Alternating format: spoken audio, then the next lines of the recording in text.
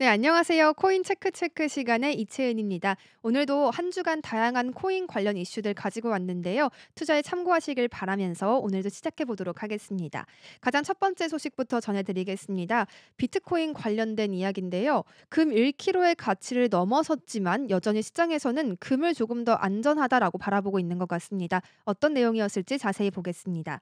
비트코인의 가치가 이 금의 1kg을 넘어섰지만 여전히 많은 투자자들이 금에 더 높은 신뢰를 두고 있다는 암호화폐 업계 인사의 인터뷰가 있었습니다. 트레이시 진이라는 인물의 인터뷰였는데요. 이 비트코인의 가격이 10만 6천 달러를 상회하면서 이 금 1kg의 가치를 초과했다라고 언급을 했습니다. 비트코인은 5월 19일 기준으로요. 하루 최고치인 10만 7,089달러, 우리 돈으로는 1억 4,886만 원을 기록을 했습니다. 하지만 이 변동성이 큰 거시 경제 환경 속에서 여전히 금이 조금 더 유리한 자산으로 평가받고 있다라고 이야기를 전했는데요. 2025년 초부터 금의 가격은 23% 상승을 해서 비트코인의 12%라는 성과를 훨씬 능가하는 모습을 보였다라고 짚어줬고요. 덧붙여서 이러한 차이는 불확실성이 높아질수록 기관 자본이 여전히 전통적인 안전자산을 선호한다라는 점을 보여준다라고 설명을 함께 하기도 했습니다. 적어도 현재로서는 금이 가장 선호되는 해지 자산이다라고 이 트레이시지는 말을 했습니다. 또 여기에 더해서 트레시지는 골드의 이 강한 성과가 비트코인에도 긍정적으로 작용할 수 있다라고 언급을 하기도 했는데요. 현재 거시경제적인 불균형이 안전한 피난처로 여겨지는 자산들에 오히려 유리한 기회를 제공하고 있다라고 하면서요. 비트코인은 더욱더 성장할 여지가 많다라고 지적을 해주기도 했습니다. 여전히 금이 상대적으로 강한 성과를 보이고 있지만 이 지는 비트코인의 추가적인 성장 가능성에 대해서 긍정적으로 전망을 내놓았는데요. 전통 시장에 비해서 비트코인은 회복력을 강하게 보여주고 있고 또 투자자들 사이에서 점점 더 안전 자산으로 인식되고 있다라고 설명을 덧붙였습니다. 비트코인은 그럼에도 불구하고 회복력을 좀 보여주고 있다라고 하면서 자산은 6주 연속으로 상승세를 기록했고 약 10만 6,500달러에 마감했다라고 했습니다. 이 10만 5,800달러가 가장 중요한 저항선이 될 수 있겠다고 바라봤고요. 이를 돌파한다면 10만 9천 달러로의 진입이 가능하다라고 봤습니다. 올해 3분기에는 13만 달러, 또 연말에는 15만 달러에 이를 전망이다라고 굉장히 긍정적인 이야기를 내놓기도 했습니다. 장기적으로 비트코인은 더욱더 큰 성장이 가능하다라고 했습니다. 특히 투자자들이 비트코인을 안전자산과 인플레이션에 대한 해지 수단으로 활용하기 시작한다면 그 잠재력은 더욱더 커질 것이다라고 설명을 덧붙였고요. 비트코인의 시장 규모가 여전히 금에 비해서는 작다는 점을 강조를 했습니다. 현재 비트코인의 시장 가치는 2조 달러로 금의 21조 달러에 못 미치는 상황이 되겠습니다. 다음 소식은요. 비트코인 담보대출 시대에 대한 한 분석가의 이야기가 있었습니다. 어떤 내용이었을까요? 이 레드넷 공동 창업자가요. 비트코인을 발견하기 전에 베네수엘라 볼리바르를 공매도하면서 투자 수익을 올린 경험을 밝혔는데요. 이와 함께 비트코인에 대한 전망도 함께 내놓았습니다. 이 블록체인 매체인 코인텔레그래프에 따르면 최근 캐나다 토론토에서 열린 컨센서스 컨퍼런스 현장에서 이 비트코인이 나타나기 전 가장 성공적인 투자는 볼리바르를 공매도하고 달러를 매수한 것이었다라고 설명을 했습니다. 그러면서 약환 화폐인 볼리바르를 빌려 강한 화폐인 달러를 보유하는 방식이었다라고 설명을 함께 했는데요. 이는 화폐 가치에 따라서 평가 차익을 얻는 전형적인 해지 전략으로 알려져 있습니다. 그에 따르면 현재는 비트코인이 이 미국 달러보다 더 강한 통화로 자리 잡았다라는 점에서 투자자들은 비트코인을 담보로 하는 유사한 전략을 실행할 수 있게 됐다라고 바라보고 있었습니다. 이는 비트코인이 담보로 대출을 받을 수 있게 되면서 이 더 강한 통화를 활용한 차입 전략이라고 설명을 하기도 했습니다. 한편 암호화폐에 대한 대출 시장은요. 비트코인 가치 상승, 또 기관 투자자 유입, 스테이블 코인 활용 증가로 빠르게 성장한 모습이었습니다. 갤럭시 리서처에 따르면 2024년 4분기까지 암호화폐 대출 시장의 규모는 302억 달러로 2년 전에 비해서 3배 이상 증가한 것으로 나타나기도 했습니다. 하지만 전체적인 산업 규모는 여전히 2021년의 그 정점을 밑돌고 있는 상황이라는 점은 함께 기억해 주셔야겠습니다. 다음으로 미국 SEC 쪽에서 들려온 이야기도 짚어드리겠습니다. 암호화폐 TF 팀장의 발언이 있었는데요. 대다수의 암호화폐가 증권이 아니다, 또 명확한 규제가 필요하다라는 이야기를 했습니다. 폴 애킨스 미국 증권거래위원회 위원장이요. 암호화폐 산업 규제에 대한 입장을 또 함께 밝혔는데요. 블록체인 매체 코인텔레그래프에 따르면 애킨스 위원장은 현 SEC 행정부 아래에서 암호화폐 업계에 대한 새로운 시대가 열렸다라고 말을 했습니다. 그는 금융 규제기관이 규정을 준수하면서 늘리면서 또 새로운 상황에 적응하고 수용하는 데 더 적극적일 것임을 시사하기도 했습니다.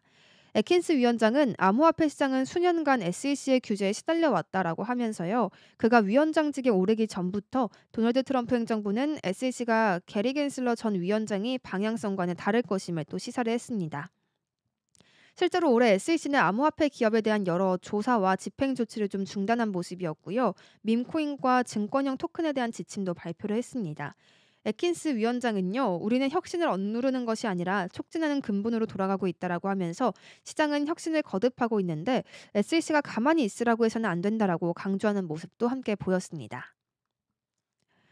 그런가 하면 리플의 CEO는요. 친 비트코인 의사를 밝히고 있는 또 루미스 상원의원을 비판했다라는 목소리도 전해졌습니다. "모든 암호화폐를 위한 리더가 되어야 한다." 이렇게 지적을 했다고 하는데요. 조금 더 자세히 살펴보겠습니다. 브래드 갈링하우스 리플 CEO가요. 미국 상원의원인 신시아 루미스를 공개적으로 비판을 한 모습이었습니다. 예정됐던 회동이 좀 일방적으로 취소된 데 따른 것인데요. 현지 시간으로 19일 기준으로 또 코인게이프에 따르면 갈링하우스는 워싱턴 DC 방문 중에 루미스 의원과의 회동이 취소됐고 또 재조정도 이루어지지 않았다라고 밝혔습니다. 그는 X를 통해서 모든 암호화폐를 위한 리더가 되어달라라며 공개 대화를 제안하기도 했는데요. 루미스 의원은 디지털 자산 소위원회를 이끌고 있고 또 암호화폐 친화적인 와이오밍주를 대표하기도 합니다. 이 때문에 비트코인 외에 다양한 블록체인 기술에 대한 균형 잡힌 정책 논의에 나서야 한다라는 지적도 나오고 있는 것이죠. 이번 갈등은 시카고 상품거래소의 XRP 선물 출시 시점과 좀 맞물리면서 긴장감을 더욱더 키워간 모습이었습니다. 업계는 이를 계기로 현물 상장지수 펀드 승인 요구가 더욱더 거세질 것으로 보고 있습니다. 암호화폐 커뮤니티에서는 이번 사태를 두고 갈라진 반응을 좀 보였습니다. 일부는 루미스 의원이 비트코인만 옹호한다, 또 다중 체인 지원을 외면한다라고 비판을 했고요. 하지만 또 비트코인 지지자들은 사기꾼을 걸러내는 조치라면서 옹호하는 모습도 보였습니다. 루미스 의원은 그동안 비트코인을 장기 자산으로 권장을 해왔고요. 물가 상승과 또 국가 부채 위험에 대비해서 비트코인을 저축하라라고 말하기도 했습니다. 비트코인 지지층의 강력한 지지를 받을 수밖에 없는 그런 행보를 보여왔고요. 하지만 루미스 의원도 암호화폐 규제 관련 입법 활동은 계속을 좀 하고 있습니다. 그는 최근 디지털 자산의 세금 기준을 명확히 하는 법안을 공동으로 발의했고요. 또 스테이블 코인 규제 법안 좌초에도 아쉬움을 표한 모습이었습니다. 한편 갈링하우스는 리플의 증권거래위원회와의 소송이 마무리된 만큼 2025년까지 XRP 현물 ETF가 승인될 것으로 내다봤습니다. 일부 전문가들은 XRP가 디지털 자산 준비금으로 포함될 가능성도 있다라고 분석을 내놓았고요. 또 XRP 선물 출시와 함께 규제 명확성에 대한 요구는 더욱더 거세지고 있다는 점도 기억해 가야겠습니다. 암호화폐 규제 논의가 비트코인 중심에서 벗어나야 한다는 목소리도 일각에서는 커지고 있다는 점도 함께 짚어드리겠습니다. 이 미국의 민주당 쪽에서요. 스테이블 코인 관련 법안에 이러한 목소리를 냈네요. 트럼프, 머스크의 사익이 우려된다라는 부분이었는데요. 조금 더 자세히 살펴드리겠습니다. 미국 상원은행위원회 소속인 민주당 보좌진들이요. 이 스테이블 코인 법안인 지니어스 법안의 최신 초안을 강하게 비판을 했습니다. 톡스뉴스 엘리노어 테렛은요. 19일 X의 민주당 보좌진의 실무 검토 보고서를 공유했습니다. 보고서는 이 초안이 트럼프 전 대통령의 사익 추구, 또 머스크의 엑스머니 발행 가능성, 테더를 비롯한 역외 발행사 허용 확대, 그리고 금융 안정성 위협, 소비자 보호 미비 등 중대한 결함들을 안고 있다라고 밝혔습니다. 가장 큰 우려는요, 테러리스트와 범죄 조직이 더 쉽게 자금을 조달할 수 있게 된다는 점이었는데요. 이 보고서는 역외 스테이블 코인 발행사들이 미국 법원의 제재를 회피한 채 여전히 미국 내 탈중앙화 거래소에서 거래될 수 있다라고 경고를 했습니다. 새로운 조항은 외국 기업이 스테이블 코인을 발행하는 데 제한을 두는 것처럼 보이지만 실제로는 우회 가능성이 오히려 크다는 설명인데요. 또 금융 시스템 보호 장치가 여전히 부족하다는 점도 문제로 지적되고 있습니다. 발행사는 자산을 위험 자산에 투자하거나 또 해외 계좌로 옮길 수가 있겠고요. 감독 당국은 이를 제한할 권한이 없는 상황이 되겠습니다. 보고서는 샘 뱅크먼 프리드가 감옥에 있는 상황에서도 기존 스테이블 코인 기업을 인수할 수 있는 법적 허점을 예시로 들었습니다. 마지막으로 소비자 보호와 국가 안보 측면에서도 이 법안의 많은 조항이 실질적인 대책이 아닌 눈속임 조치에 불과하다라는 비판이 나왔습니다. 예를 들어서 소비자 보호법이 실제 스테이블 코인에 적용되는지가 명확하지 않고 또 테러 자금 차단 조치가 구체적이지 않으며 USD라는 명칭 사용 금지를 우회한 조항도 포함되어 있다라고 설명이 덧붙여졌습니다. 민주당은 이 법안이 안정성과 책임을 강화하기보다는 오히려 기존 시스템의 위험을 확장하고 있다라고 바라보고 있었고요. 이들은 절차 표결 전까지 핵심 조항 수정을 재차 요구하고 있는 모습입니다. 미국 SEC 쪽의 이야기로 다시 돌아가 보겠습니다. 솔라나 ETF 4개가요. 승인 결정에 연기가 되었다라는 소식이었습니다. SEC 쪽에서는 공공 의견을 좀 수렴하겠다라고 이야기를 했는데요. 조금 더 자세히 살펴보시죠. 미국 증권거래위원회가요. 20일 쉐어스코어 이 솔라나 ETF, 비트와이즈 솔라나 ETF, 또 케이너리 솔라나 신탁, 바네크 솔라나 신탁 등 총 4개의 솔라나 기반 상장지수 펀드에 대한 승인 결정을 연기했습니다. SEC는 이번 연기를 통해서 대중의 의견을 듣기 위한 공공 의견 수렴 기간을 열기로 결정을 했는데요. 이 SEC는 지난 5월 19일 공개한 문서를 통해서 해당 ETF 제안들에 대한 심사 절차 개시를 발표했고 또 심사가 진행된다고 해서 SEC가 관련 사안에 대해 결론에 도달한 것은 아니다라고 이야기하기도 했습니다. 공공 의견 수렴은요. SEC의 표준 ETF 평가 과정에서 필수적인 절차가 되겠고요. 관련 규정 변경에 대한 피드백을 받기 위해서 마련이 됐습니다. 이번 연기 결정은 암호화폐 ETF에 대해 신중한 검토를 진행해온 SEC의 전례와 일치하기도 합니다. 솔라나 ETF 신청 현황과 주요 특징들도 조금 더 살펴보겠습니다. 케이너리 캐피탈 그룹 LLC가 후원하는 케이너리 솔라나 신탁과 또 바네크 디지털 자산 LLC가 후원하는 바네크 솔라나 신탁은요. 21 쉐어스와 이 비트와이즈와 함께 솔라나의 네이티브 토큰인 솔에 투자할 수 있는 규제된 투자 상품을 제공하기 위해 승인 절차를 진행하고 있습니다. SEC 문서에 따르면 두 신탁은 각각 CME, CF 또 솔라나 달러 기준 환율과 마켓 벡터 솔라나 벤치마크 환율을 기준으로 이 가격 성과를 추적하는 것을 목표로 합니다. 승인될 경우에는 이 거래소에 상장될 수가 있게 되겠죠. 솔라나 규제와 SEC 심사 배경도 같이 좀 살펴보겠습니다. SEC의 연기 결정 배경에는 여전히 솔라나에 대한 규제 불확실성이 좀 자리를 하고 있는 모습이었는데요. 2024년 당시에 SEC 전 위원장인 게리 겐슬러는 솔라나를 등록되지 않은 증권으로 분류한 바가 있었습니다. 솔라나 기반의 ETF 승인 과정에서 주요 쟁점으로 좀 남아있는 부분이 바로 이 등록되지 않은 증권인지에 대한 여부가 되겠는데요. 여러 가지 이 증권사들에서는 솔라나 ETF 승인을 위한 다양한 이야기들을 내놓고 있는 모습입니다. 이번 공공 의견 수렴 기간이 새로운 전환점이 될 가능성도 있다라는 분석도 함께 나오고 있죠. 2023년 이더리움 ETF 승인 사례에서도 의견 수렴 과정에서 60% 이상의 찬성 의견이 있었다는 점이 승인에 긍정적인 영향을 미친 만큼 이번에도 이런 전환점이 될 수가 있을지 지켜봐야겠습니다. 다음으로 스트래티지 이야기도 조금 더 전해드리겠습니다. 그동안 비트코인의 큰 손으로 불리기도 했던 기업인데요. 예상 수익성이 좀 과장됐다라는 이야기와 함께 소송을 당했다라는 소식이 전해졌습니다. 디크립트에 따르면 캘리포니아 기반 투자자가요, 이 스트래티지의 경영진을 상태로 연방증권법 위반 혐의로 소송을 제기를 했습니다. 이들은 비트코인 전략과 또 그 수익성에 대해서 허위와 오도성 발언을 했다라는 주장을 좀 받고 있는데요. 소송은 미국 버지니아주 동부 지방 법원에 금요일에 제기가 됐고요. 원고인 아나스 함자는요. 38페이지 분량의 문서에서 비트코인 중심 투자 전략이 예상 수익성이 굉장히 과장되어 있다라고 밝혔습니다. 또 해당 회사와 경영진이 비트코인에 대해 공정가치 회계기준 적용으로 출해될 손실 규모에 관해 제대로 공개하지 않았다는 주장도 함께 실었는데요.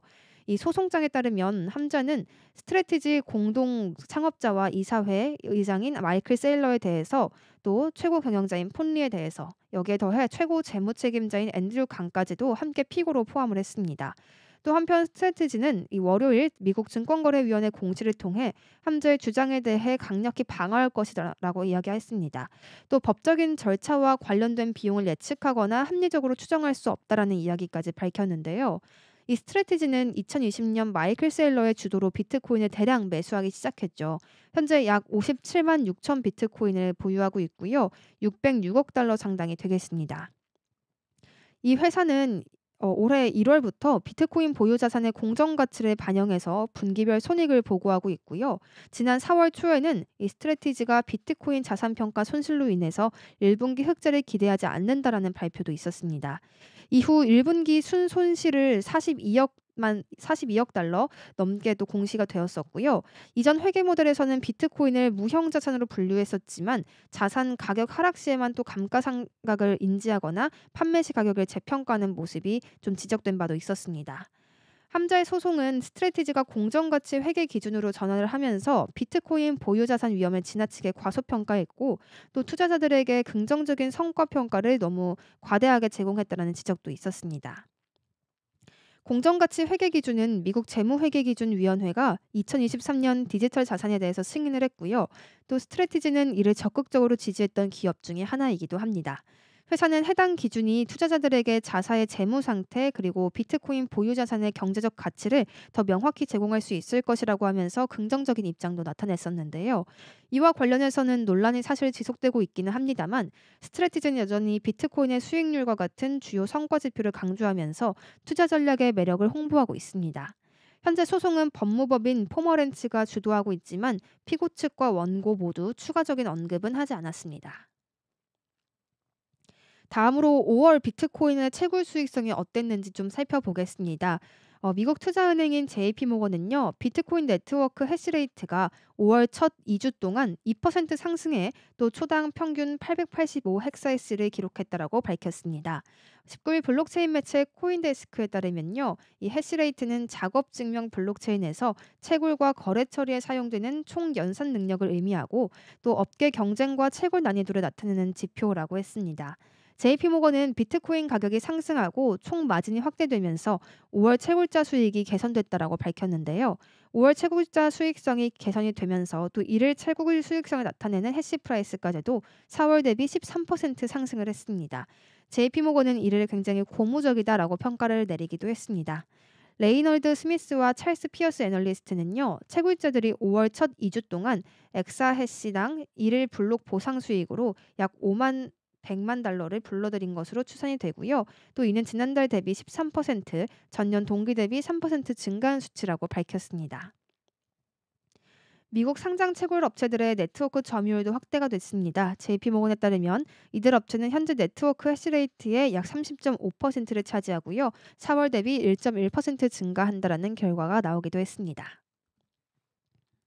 비트코인 이번 주에 또 어떤 움직임 나올지도 같이 보셔야겠죠. 11만 달러가 돌파가 될까? 이 부분이 가장 궁금한 점이기도 하겠습니다.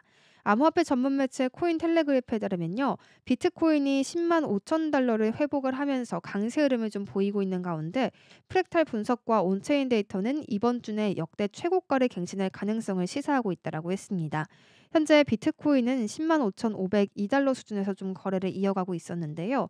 최근 1시간 차트에서 이중 바닥 패턴을 형성한 비트코인은 이 유동성을 흡수한 뒤에 반등에 좀 성공한 모습도 보였습니다. 이 패턴은 과거 92,700에서 97,900달러 구간과 굉장히 유사한 흐름이 되겠고요. 10만 3,500에서 10만 5,200달러 박스권 내에서 횡보한 후에 10만 7,000달러를 돌파하면서 11만 달러 이상으로의 상승 가능성을 키우고 있는 모습이었습니다. 온체인 플랫폼 글래스노드는요, 주요 비트코인 지갑 보유 계층들이 강하게 매집 중이라고 밝히기도 했습니다. 100에서 1000 비트코인 보유자는요 0.9가 되겠고요. 1000에서 10,000 비트코인 보유자는 0.85의 축적 점수를 기록했고요. 1 비트코인 이하 소액 보유자들도 현재 매집에 동참하고 있습니다. 이는 과거 상승장 직전에 나타나는 전형적인 축적 흐름과 유사하다라는 평가도 이어지고 있습니다. 반면에 기술적 관점에서도 보겠습니다. 일부 경고 신호도 존재를 하는데요. 분석가 블런츠는 이를 상대 강도 지수 기준으로 하락 다이버전스가 발생하고 있다라고 지적을 했습니다. 이는 가격이 고점을 높이는 동안 RSI는 낮아지고 또 매수 압력이 약화되고 있음을 시사하는 것입니다. 또 다른 분석가인 매튜 하이랜드는요, 비트코인이 RSI상 고점을 형성하려면 수준에 12만에서 13만 달러까지 추가 상승이 가능하다고 또 필요하다라고 밝혔습니다. 그렇지 않으면 주간 차트에서도 하락 다이버전스가 확인될 수 있다라고 경고를 했는데요. 이번 주 비트코인이 10만 7천 달러를 돌파하고 11만 달러 그 이상을 기록할 수 있을지는 유동성 재편과 축적 흐름 그리고 기술적 반등이 어떻게 이어지느냐에 달려 있겠습니다. 만약 10만 3,500달러의 지지선이 무너지게 된다면 단기적으로 10만 2천 달러도 재테스트할 가능성도 열려 있습니다. 다음으로 글로벌 시장에서의 이야기도 조금 더 전해드리겠습니다. 이번에 두바이 쪽의 소식인데요. 암호화폐 마진 거래에 대한 규제를 강화한다라는 소식이 전해졌습니다.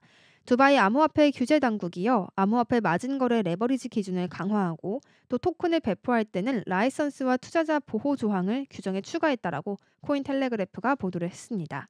이에 따라서 암호화폐 기업들은 새 규정에 맞춰서 운영 방식을 좀 조정을 해야 합니다. 이를 위반할 경우에는 당연히 제재를 받게 되겠고요. 이번 개정안은 기존의 규제가 약하게 적용됐던 브로커 딜러와 또 지갑 서비스들까지 포함을 하고 있습니다. 이 대변인에 따르면요, 이번 개정안은 글로벌 규제 기준에 맞춰서 리스크 관리와 공시 의무를 강화하는 데 중점을 뒀다라고 했고요. 마진 거래의 경우에는 레버리지 한도를 조정하고 담보 기준을 명확히 설정해서 시장 붕괴 위험을 최소화할 것이라고 강조했습니다. 또 토큰 배포와 관련해서 소매 투자자를 대상으로 한 마케팅 규제를 강화할 것이다라고 이야기를 했습니다. 그러니까 투자자 보호를 가장 최우선으로 하기 위해서 여러 가지 규제를 좀 강화하는 모습이 포착이 된 것입니다. 두바이 쪽에서뿐만이 아니라요. 아랍에미리트 쪽에서도 이야기가 흘러나왔습니다. 리플과 관련된 이야기였죠. 조금 더 자세히 살펴드리겠습니다. 외신 크립토 뉴스에 따르면요. 리플이 아랍에미리트에서 이 젠드 은행과 핀테크 기업 마모를 새로운 파트너로 확보했다라고 전해졌습니다. 이렇게 블록체인 기반의 글로벌 결제 플랫폼을 좀 확대하려는 움직임이 리플 쪽에서도 나왔고요. 아랍에미리트에서도 은행과 함께 국제 송금 서비스를 제공하려는 움직임이 포착되고 있습니다. 리플은 5월 19일 이러한 내용의 보도자료를 좀 발표를 했습니다. 리플이 중동 지역에서의 입지를 강화하려던 최근의 움직임이 있었죠. 그 움직임의 일환으로 가장 먼저 아랍에미리트의 은행들과 손을 잡은 것이었습니다. 리플은 2025년 3월 이 두바이 금융서비스 규제청으로부터 완전한 서비스 허가를 받은 최초의 블록체인 결제 기업이 되겠습니다. 두바이 국제금융센터에서의 운영을 공식적으로 이미 승인받은 바가 있었는데요.